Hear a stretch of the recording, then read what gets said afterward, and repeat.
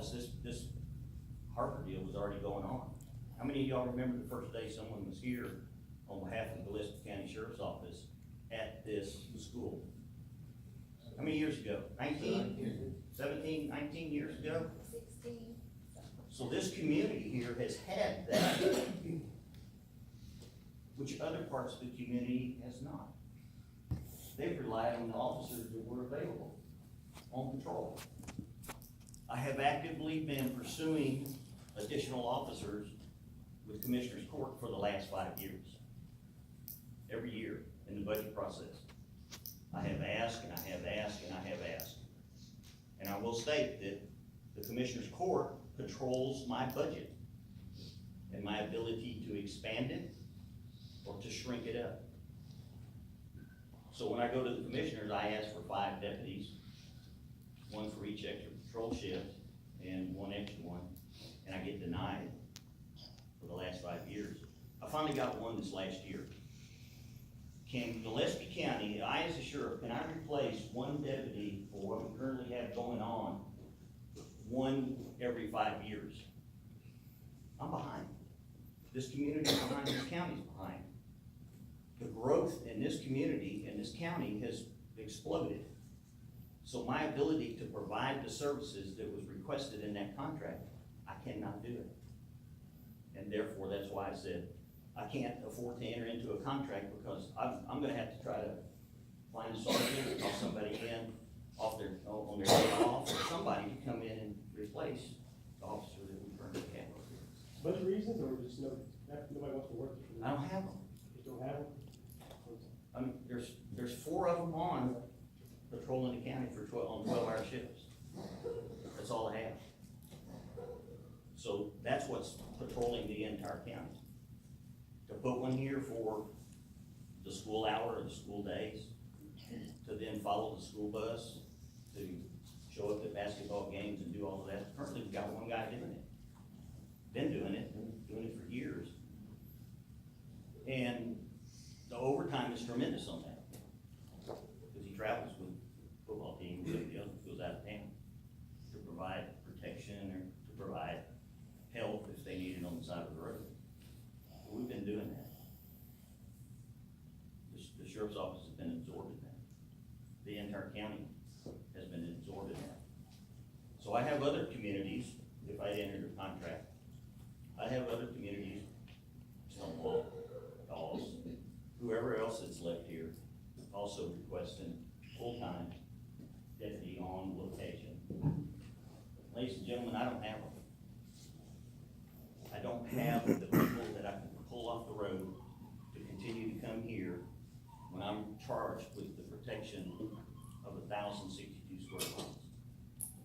And the 27 to 47,000 people that are in our county on a daily basis.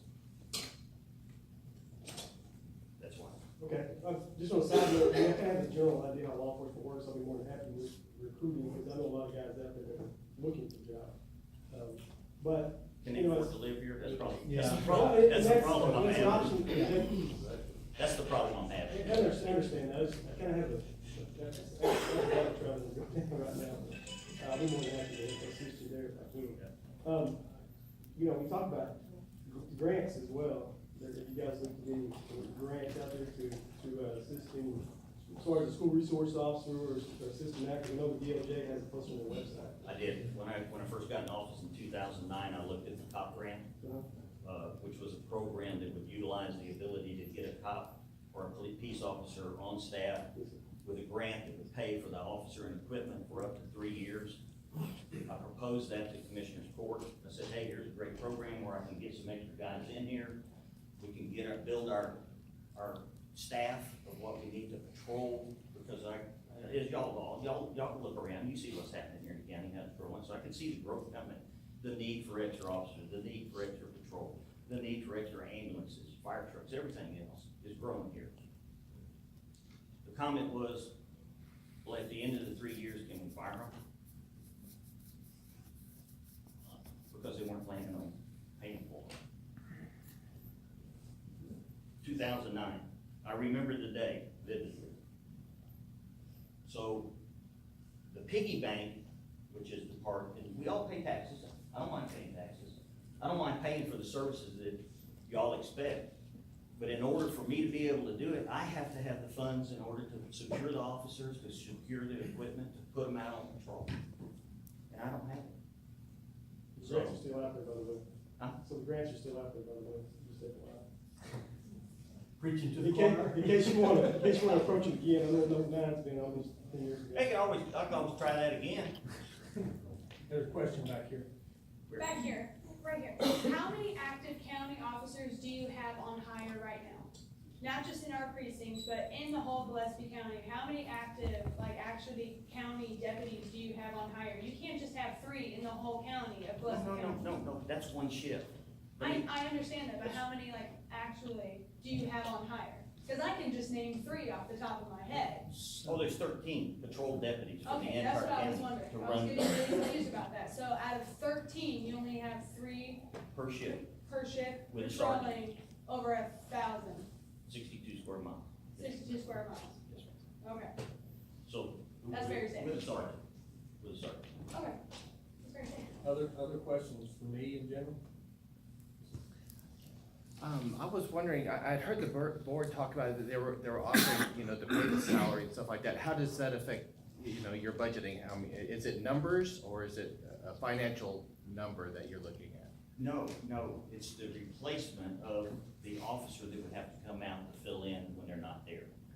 That's. I see, so it's after the fact that they've already hired. That's the bind that I'm in. I have no one to replace the officer. If he's sick or he's gone, you just rely on the patrol officers that are actually patrolling in the county. The county is, there's usually one comes out here to the western end, one goes to the eastern end, and then the other one's flying out to the center of the county for accidents or whatever, and then they have to respond to the accidents or burglary or whatever else that we have going on in the county. Loose cow, rotten goat out on the road, whatever it may be, they have to respond to that. So the initial response is they've gotta go take care of that. Fortunately here, the officer's been able to stay here, so there's really, truthfully, there's usually 2 out here. One got his car parked out here in front of the building, and the other one's out here somewhere, 783 South, 783 North, wherever he may be. Patrol. It's getting back to the contract you were saying, as far as if he had to leave, having to replace him Yes. while he was off. Ways So off. without that, And it happened here, Right. it just happened here. He got his hand injured and wasn't able to work. He was on a light duty deal, so he wasn't out here for 4 or 5 days, 6 days, something like that, maybe 7 actual days. And unfortunately, then y'all were relying on the officer, that other one that was out here on the western side of the county. but to get back, if we did do the contract, pay for it, could it continue the way it's been in the past? Or is that gonna have to change from your, Well, regardless? Well, I believe that's gonna probably have to change. Okay, that was the impression I got. Yes. So I was just- What I would like, and I've heard some great comments here about the school marshal program, which is actually on campus, which is actually from here to him as a response versus him from the gym, 4 minutes, how many down? Yeah. Him from the other end of the administration building, 5 minutes here, how many down? My thing, I'm saying, which I brought it up, the school marshal program is an excellent tool. There's 62 some people here in this room. The entire sheriff's office running 24 hours a day, 7 days a week. This is how many people, this is how many employees I have to run the sheriff's office and the jail, 24 hours, 7 days a week. Think about it. That's not that many people when you're looking at a county this size. So that's a great program. The school marshal one is an excellent program. The fact of arming teachers, arming individuals that have the ability, that are nurturing people, but then have to have, the law enforcement officer has 2 little angels right with him all the time. One of them's white and the other one's black, got red eyes, terrible sharp horns. This one over here loves you to death, and this one will kill you in a second. How many people in this room have that ability wear that little angel all the time, but always have that black one here on your shoulder, ready to do what most people can't. There's one, I see one right here, so there's one. If you have them here, in the room, in the hallway, not necessarily in the classroom, but in the hallway, at the door, somewhere, taking shifts, 2 minutes, how many's down? 5 minutes. Okay. 2 seconds. Me, right here, 2 seconds. Yes, you have a question? I have a question. What I'm understanding, if you have applicants, there are the funds available to hire more officers, if you have applicants. I have one vacancy right now, full-time budget, full-time employee, and I'm looking for applicants right now that are certified peace officers to patrol. They're already trained. I have to have certified peace officers when they come to me with their license, with their TCO license in order to go to work. So my question is, if they do come to you, you do have the budget to increase your staff? I have the budget for one right now. That's all I have. That's the only vacancy I have. I cannot increase my staff because I have to do that through the commissioner court process, which is the budget that starts usually in June. The budget goes into effect October 1. So I have to have all that in place prior to the fiscal year starts October 1. So this budget's already done. Did you have a question? My question is, I know this leadership is talking about putting in more security cameras. If we were to do that, is there a way that the Gillespie County Sheriff's Office could also monitor our cameras?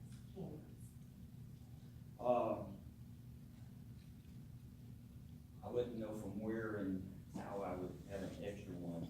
Can you repeat what you said? We couldn't hear what Oh, she asked. okay, she said, she asked it if the school puts in some security cameras and they're monitored here on campus by a staff member or someone at the front desk, is there some way? Could anyone monitor them remotely? I can address that from the school standpoint. The system that we have in place is within a certain proximity. So, for example, from where I live, if you're within 300, 600, 800 feet, yes, but 24 miles away, no. That would require some kind of wireless. Plus, what would happen if somebody was watching it from the sheriff's office, they're gonna pick up the radio and call, or they're gonna pick up the phone and call the patrolling officer that's right here, they're gonna respond. Question back here. Keith? I'm not sure, as far as the budgetary thing, one of the things that I've heard discussed about this is that the school was willing to pay the salary of the deputy and was willing to basically afford the cost of this. I know that there's probably all kinds of weird things that happen contractually in order to do that. Would that still put a ding in your budget if the school could commit to the financial obligation with it, to have somebody here? Because one thing we forget about when Metzger's here, he's a part of this community.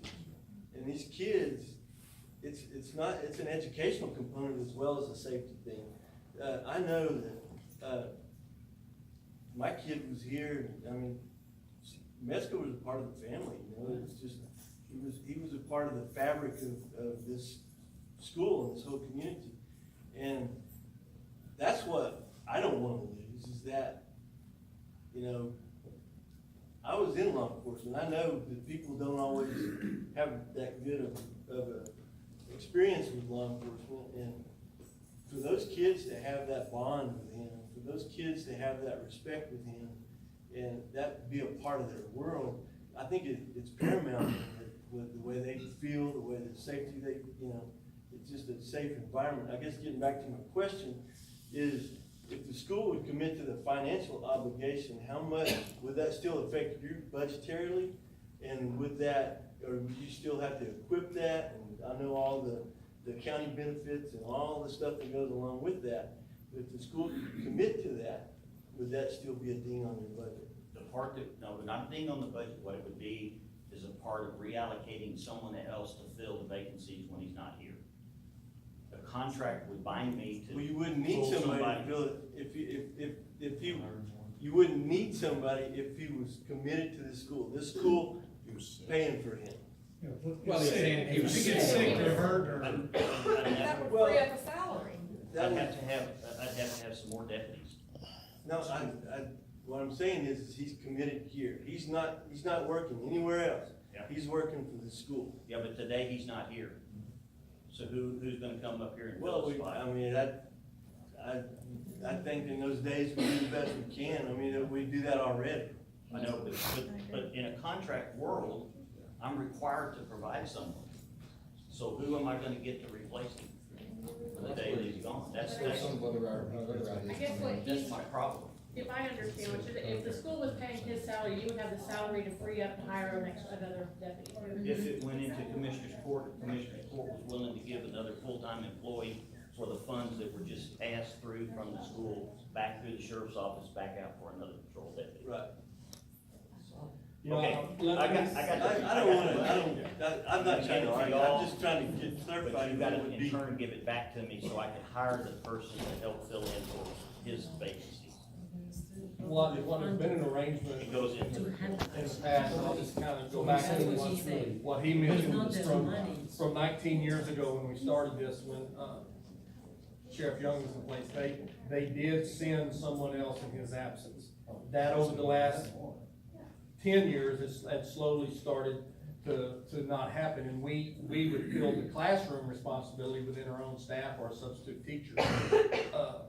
The agreement basically, obviously, for lack of a better word, life is gonna get in the way, and yes, there would be times that possibly someone couldn't be here. We have that with teachers, we have that in all those dynamics, and we completely understand that. But from where we're coming from with the need to change what we currently have, because what we currently have is the deputy assigned to us, paid for by the budget that the commissioners approved and then directed by the sheriff. We've stressed and talked, several people have mentioned it, Mr. Davis mentioned it a while ago. What we were doing 5 years ago is not even relevant anymore.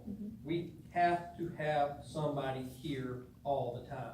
That's what started to trigger the conversations that Sheriff Mills and I have had. I understand the restrictions, and I am in no place to judge within the sheriff's department how many people he needs, nor would he be able to tell me how many teachers we need in that sense. So that's not my place. What my place is to make sure that these 600 kids are protected and made a top priority over everything else. That's what I'm driving at. So, but there are times where that would be impossible for them to always have somebody who can step right into place. It would be, I understand that, it would be impossible. Terry first, then I'll get to you. I get the sheriff thing, and I understand how he has to have somebody to replace that guy and everything. So my question is we have all this military that's came over here that are trained, but they're not officers. The school marshal program is an 80-hour class. They're certified through TCOL. They are at the direction of the school superintendent to do exactly what the school superintendent does. It will pass through the 83rd legislature. The school marshal program is an excellent program for the security measures on scene at all times. Because I think it'd be even better if there was 6 people here within this school on a daily basis, be it a teacher, be it a parent, be it an ex-military, be it whoever it is. And that is why I specifically asked for that. I specifically asked for the designated carry versus the school marshal, because the school marshal would force us to hire another employee anyway, and we would like to hire the county versus hire another employee. And we'd like to have designated carry to cover it in the event that we have somebody that's sick, or that, you know, if that's sick or happens to be out, or. Well, and then, like I said, the school marshal program would be part of it. Probably the 1990 deal where they take and reduced or repealed the ban on guns in schools, which occurred in 1990. That prohibited, that made this place a gun-free zone. I'm sorry, that part needs to be removed. Yes. So let's say that you could hire military who have been trained that are some of these guys are proven that they protect. Yes. To go through that and hire somebody there that's, some of these guys are looking for jobs because they're wounded and whatever. They can go a ways, but they can't, you know, be back in the military. So to me, that is a major option. Two, on the way here, as I said, I seen some stuff on social media that really concerned me, and I brought it before some people because my kids go here. And I'm driving here because I seen this on social media. This was going on today, and I thought to myself, what if somebody walked into this building right now? Why all these people here that are for protecting that they don't want to protect, and walk through that front door and start shooting, you know? And as I walked in, I believe it was you, which I've been fishing with this guy here a few times. Oh, I'm sorry, let me introduce my chief deputy, James Sager. And my sergeant, Joe Hyman. And I believe it was you. And honestly, I went, at least there's 2 pistols in there. And then I looked around and I seen he had one. And my point is it's great that we got locked front doors, but the guy that's gonna come into this school and flip his, you know, cracker, he's not gonna check in before he comes, so we all know that. So therefore, if we did have a military man or somebody that we could hire, who they need jobs in here, he's in here. One. Number 2 is, you know, Mr. Eckert, there's a hunter, I know that because my boys talk with him all the time. You have this lady here who I've hunted with her husband is a deadeye with a 22-250 along with myself. I hunt a lot. We go to ball games, our kids are in ball games. Who knows who's gonna show up at our kids' ball games that checked in the front, but we took their military, you know, their check-in card. I don't know what, you know, somebody's gonna do and when, but I'd be willing to carry at a ball game if I was at that ball game, or other parents here that are, you know, what I would call someone you would want to have a gun in a situation like that. If I had to go through a certain course or whatever I needed to do, that you knew that I had went through a background check, which I have a CHL, I have all that I could be a protector. But I think, you know, the people that are back here teaching, I mean, y'all mentioned there was one lady here who was against it. Well, I hate to tell y'all, she's trumped. Because I'm looking at a lot of y'all that are thinking the opposite way. Amen. And I understand some people think different, and she's probably a great member to have on the school board for certain things. But this ain't one of them. Because it doesn't need to happen next year. It needs to happen tomorrow. I mean, as hard as that is, you need somebody in here that can protect all of us. You, my kids, whoever, whether it's 3 of you or 2 of you or just 1 of you. One's better than none. And there was some legislation change last year. If you are a concealed handgun carrier, if you have a concealed handgun license, you can carry a football game, you can be in public access if it's public. And I know that, but it's also good for y'all to know that in case something did happen and y'all are walking around with nothing and you have a confrontation. I mean, every minute, how many? 4. Okay, well, if somebody gets locked in there and that stinker just happened to get in there, guess what? They're locked in there now with that guy and there ain't nobody in there to save him. But that one teacher that might have been concealing is in there. He may kill 2 kids and the guy protecting may miss and hit one of the kids, but one's better than 30. Yeah. Chelsea, you had a question? Yes, I wasn't clear about what you had stated earlier about the program that's already set with Deputy Metzger with the criminal justice program. Is that ending, or his hours here? Something had been mentioned about what Deputy Metzger is already here for. You said something about that was gonna expire, or that was coming to an end? No, a contract, the entering into Oh, the okay, contract. I wasn't sure. That scared me for a little bit. He's still here. He's still He here? hasn't gone anywhere. Okay, I wasn't sure, I guess I just misunderstood, or I'm just way back here. Yeah. So he's still here, like nothing's gonna end with him being here, and like, for this year? Unless he gets hurt. Yeah. Well, Okay. obviously, Yeah, yes. some other things will have to change in order to continue with that, and that's why I said I wouldn't be able to enter into the contract to replace Okay, that. well, The if the contract to contract keep him here in doesn't- his current situation, that's not a part of what he and I discussed. Okay, well, Keeping I'm him in just his making current sure, situation if would the be a contract if a contract isn't signed, Deputy Metzger or whomever is going to do the criminal justice program, there is going to be an officer here, at least for the 4 to 6 hours the criminal justice program is here. Through May. Through May. Through May. And that's it, and there's nothing after that. And that's what we're trying to do. That's Okay, and that's we're what I was talking trying to about. figure out. Okay. And Guys, anything else? I- I've got a comment, I mean, everybody seems to be in the like mind here. The issue though, also with just having deputies, only one individual. We have 3 campuses, and as quickly as we're all human, you're not gonna be able to get from high school to elementary, especially if we're, looking forward and we're gonna have all the gates and everything up with the locked doors, and if they're gonna automatically close or however the case, there's gonna be additional restrictions trying to get from one campus to another. So that's another thing that you guys are discussing it. Even though you still have, we want deputy, I'm not saying not to have it, but in addition to that, there still needs to be others. And people don't have to know who it is, all of that, it could be Mr. Harper. It's just as long as every campus should have some armed guard individual of some kind because of the restrictions now that we're gonna have also going through. And that means, when you say restrictions, in the sense of physical restrictions. The perimeter, there will be no restrictions within the perimeter of somebody being able to get to point A to point B and not be able to get through a door. Just another external move that we've talked about is staffing all of the employees with a key that gets them into every door in the building, regardless if you're an elementary teacher needing an emergency in a situation, get into the high school. There will not be a locked door that an employee cannot get into. Worst thing in the world, a bunch of kids locked outside of the door, trying to get in. Or law enforcement trying to get in. I will say that we've done a lot, up here, it's been here, the drills, all the other stuff that have been happening. I think it's really sad that we have to have these kind of discussions in our areas where we really teach. What about in our areas where we pray?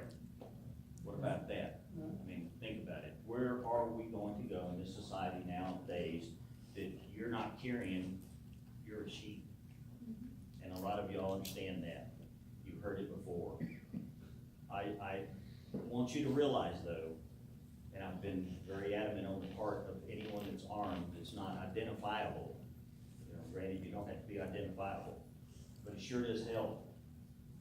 Because if there was some shooting going on in this room, and he came in behind me right here, and he doesn't see my badge, and he sure doesn't know who I am, but he sees a pistol in my hand, because I'm taking out the bad guy down there, I may take it in the back. And I want everybody to realize that you will be stepping up above and beyond what you normally do, and you have to be willing to be the one that dies trying to save someone else. And with that, I'm gonna stop. I'll continue to take questions. Yes, ma'am. I actually just wanted to go back to the perimeter and the security and, no, obviously I did go to school here and that's been one of my main concerns is I feel like our elementary especially are exposed drastically. I feel dropping Peyton off versus dropping Gracie off, I feel she's a bit more protected. She's not as out.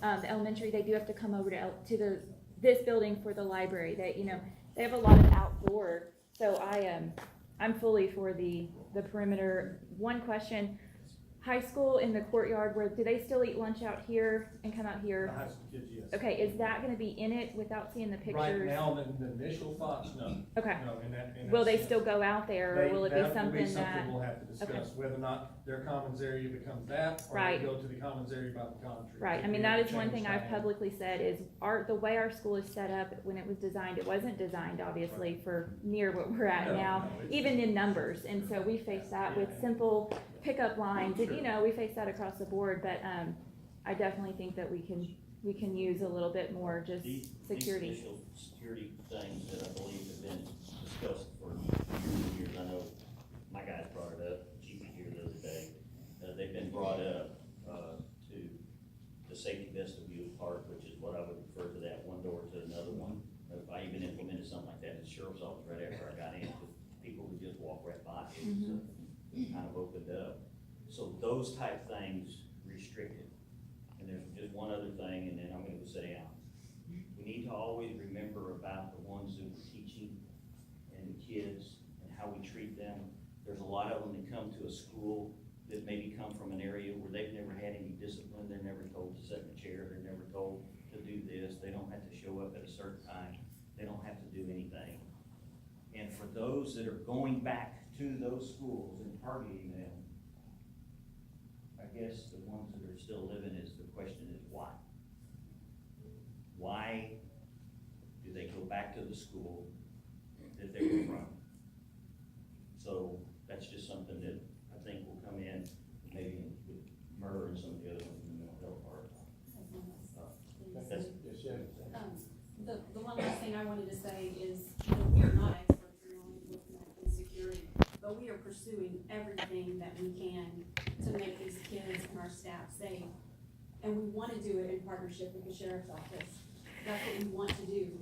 If we can't go down that road, are you, Sheriff Mills, prepared to tell a parent or the media, I couldn't protect your kids because I didn't have the budget?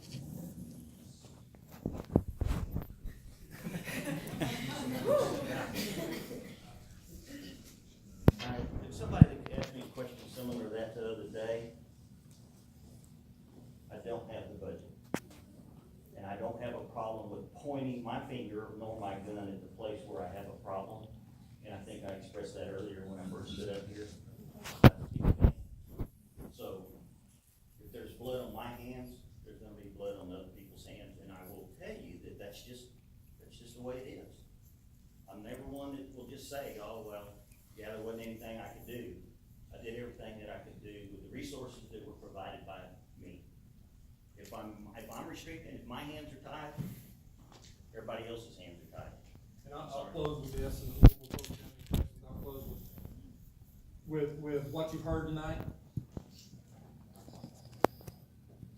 That's the best way to say it. We are gonna move forward regardless to protect your kids.